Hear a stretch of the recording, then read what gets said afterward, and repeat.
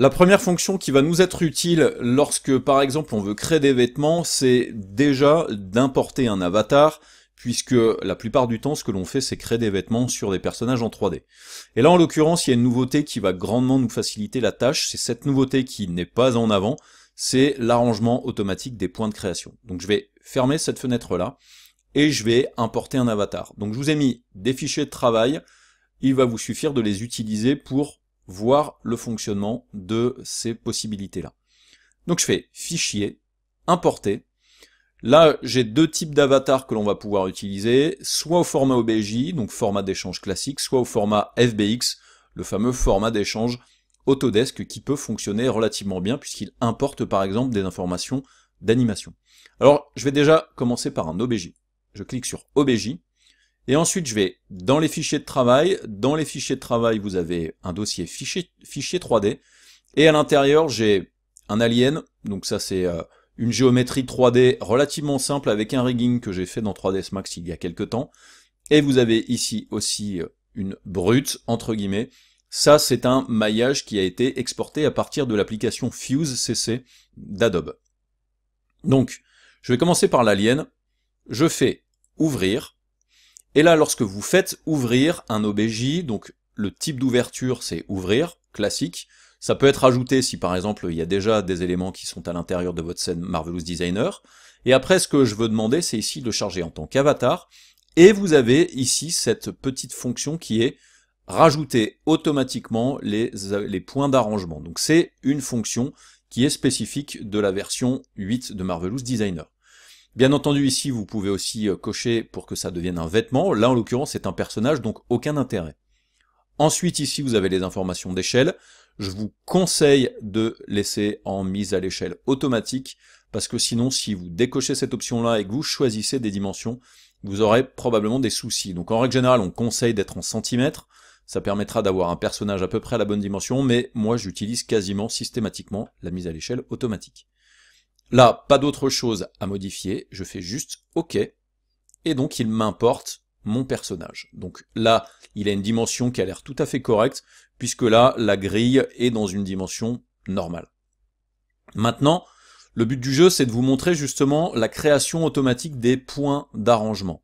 Les points d'arrangement, vous vous souvenez, c'est des options que vous pouvez retrouver ici dans les valeurs d'affichage de l'avatar.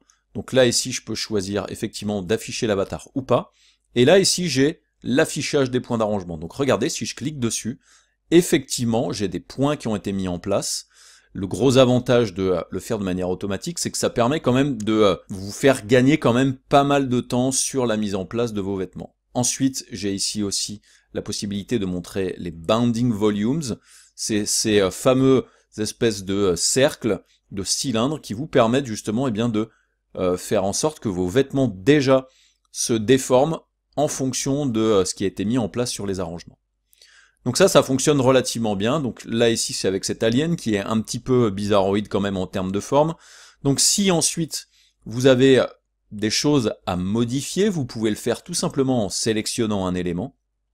Vous pouvez les déplacer si par exemple la configuration ne vous plaît pas. Et ensuite ce que vous pouvez tout à fait faire aussi, c'est donc les déplacer. Bien entendu, on peut aussi les tourner.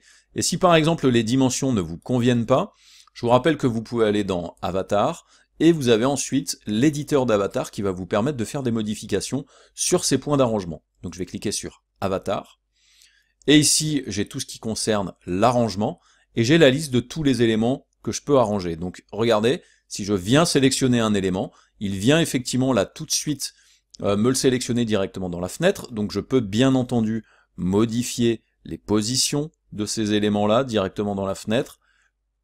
Voilà, ici, je peux les modifier ici dans le sens de la hauteur aussi. Et ensuite, le gros avantage de tout ça, c'est que je peux venir ici sur des valeurs qui vont être des valeurs de hauteur. Donc là, je peux lui mettre, je sais pas, 500 par exemple. Et là, vous voyez, du coup, ça me permet de réduire la hauteur de ce cylindre-là. Et je peux jouer ici sur des valeurs de rayons en millimètres en X et en Y, donc je peux mettre 50 par exemple. Ce que ça me permet de faire, c'est d'avoir un cylindre un petit peu plus gros. Donc je vais mettre 55 sur les deux axes, voilà, 50, 55, ok. Et du coup là ça me permet de voilà, d'agrandir ça et d'avoir un positionnement qui convient un petit peu mieux.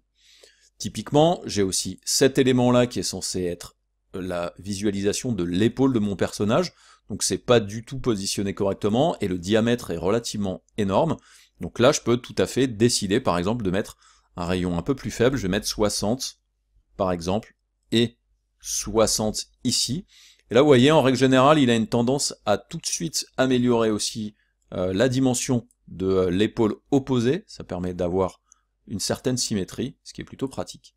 Et donc vous pouvez sur chacun des éléments comme ça modifier tout ça. Donc là en l'occurrence effectivement c'est un petit peu grand ici. Donc c'est par exemple l'élément d'arrangement qui va vous permettre de créer une jupe ici ou une robe. Donc peut-être 120 c'est un peu faible, je vais mettre 140 et 140 et ensuite je le positionne un petit peu mieux, puis je vais peut-être le remonter un petit peu aussi. Voilà, donc ça c'est assez pratique. Ensuite, je peux jouer sur la hauteur. Vous remarquerez aussi qu'il y a des informations qui vont vous permettre de gérer le fait qu'il y ait des mains ou pas. Ok. Et aussi les pieds. Donc ça fait des configurations qui sont un petit peu différentes. Voilà.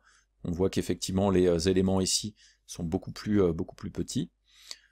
Celui-là, c'est bizarre, il me l'a pas pris en compte. Je vais remettre 140. Et 140. Ok. Et donc là, je peux mettre en place ma configuration assez rapidement. Alors, je vais faire un petit avatar, effacer les avatars. Je vais enlever par exemple les points d'arrangement, puisque là, en l'occurrence, je n'en ai pas besoin. Je vais fermer un petit peu tout ça.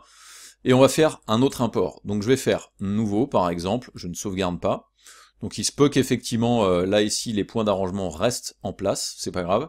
Je vais faire fichier, je vais faire importer, je vais faire importer un OBJ, je vais faire l'import maintenant de la brute, je fais ouvrir, là je vais faire pareil, charger en tant qu'avatar, utiliser la fonction arrangement des points automatiques, je fais OK, il calcule, et là regardez, j'ai aussi donc un autre avatar, avec là ici des positions qui sont pas du tout correctes non plus, et du coup je peux très bien là aussi venir faire les modifications en allant dans Avatar Editor et faire mes modifications. Vous avez sinon la possibilité d'importer des FBX. Alors là clairement je trouve que l'import est pas hyper fiable à l'intérieur de la dernière version de Marvelous. Là en l'occurrence effectivement si maintenant je fais importer un FBX, je peux aller chercher par exemple des FBX qui viennent par exemple de mon ancienne formation. Donc là par exemple j'ai un perso complet.fbx, ou alors j'ai ici mon orc. Donc je vais importer l'orc par exemple, je fais ouvrir, et là quand vous importez un FBX, vous avez 4 options que vous pouvez cocher, décocher, dont les arrangements automatiques des points. Je vais faire OK. Et là, en l'occurrence, il m'a importé correctement mon orc. Maintenant, si je viens ici lui demander d'afficher les points et d'afficher ici les points d'arrangement, pour ce FBX là, ça a plutôt bien fonctionné. Par contre, si je fais à nouveau un petit avatar, effacer les avatars, et ensuite je vais faire à nouveau importer un FBX, si je prends JP par exemple, qui est le personnage que nous avons utilisé dans la première formation à Marvelous, si je fais ouvrir, donc toujours les mêmes options d'import, donc moi ça fait 10 minutes que j'essaie d'importer ce personnage-là qui hier s'importait correctement avec les points d'arrangement. Avant d'enregistrer la formation, il ne veut pas mettre les points d'arrangement, donc là ce serait marrant que pendant la formation, il veuille bien vous le faire, donc on fait OK. Donc il importe le personnage, si je viens ici mettre les points d'arrangement, et bien là il me fait mentir, il m'a mis correctement les points d'arrangement, c'est à n'y rien comprendre. Donc c'est là où je disais, en termes de fiabilité, cette nouvelle fonction est vraiment un petit peu bizarre, hein. Dans certains cas, ça va fonctionner, dans d'autres cas, ça ne va pas fonctionner, pourtant avec le même modèle. Donc là, du coup, ça a fonctionné, je vais surtout pas prendre de risques. Je vais faire fichier, je vais sauvegarder le projet dans les fichiers de travail, comme ça, on l'aura tout de suite pour la suite. Je vais faire un nouveau dossier, je vais l'appeler fichier Marvelous.